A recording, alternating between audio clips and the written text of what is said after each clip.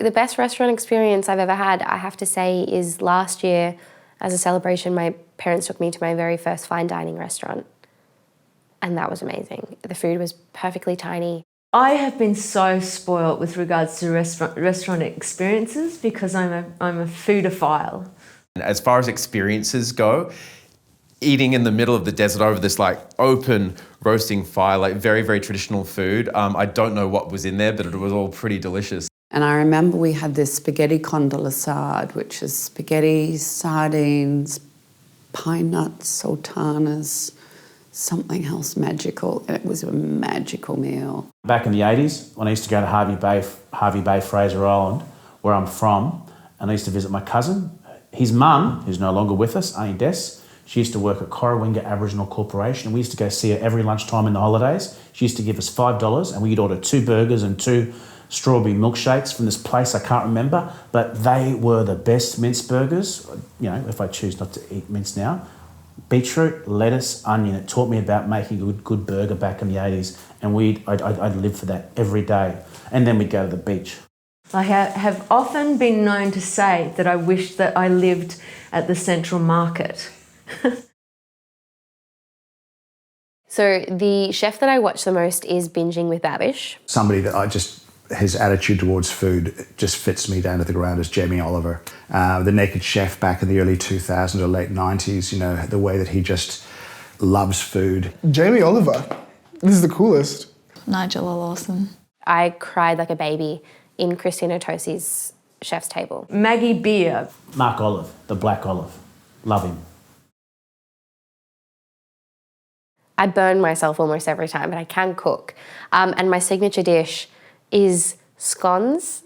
I don't have a lot of dishes that I can cook, but there's a few that I think I can do quite well, and one is probably a beef bourguignon. Sweets-wise, I do a lot of cakes, so anything cake-wise, and then savoury is probably chicken pot pie. A fried egg with salt. I make a pretty mean breakfast taco. I do a really perfect salad niçoise, like everything cooked absolutely perfectly with obviously real tuna and the perfect lettuce and the perfectly cooked eggs. That's my favourite meal. If that was going to be my last meal, I'd have a perfectly cooked salad niçoise with a bag of Macca's fries. What food would I choose for my final meal? Oh, gee whiz. I think about this all the time.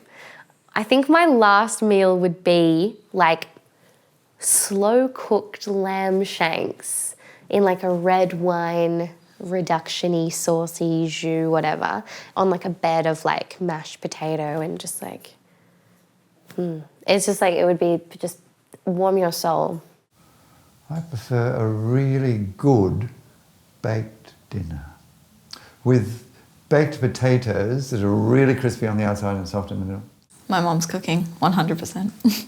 Moreton Bay bugs, poached in champagne with a kind of creamy champagne-based sauce on a bed of fresh fettuccine. Oysters. Maybe some oysters, some kombucha. Kolomi, it's a noodle dish that is native to Sabah and Sarawak, which is where I was born, where I grew up. If I can like have a bowl of that, that's like going back to my childhood. Fresh sourdough bread with Danish butter. Heaven on a stick.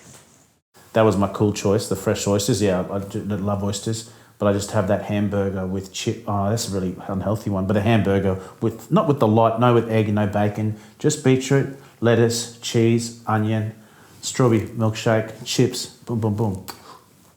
Oh yeah, my mum's pavlova.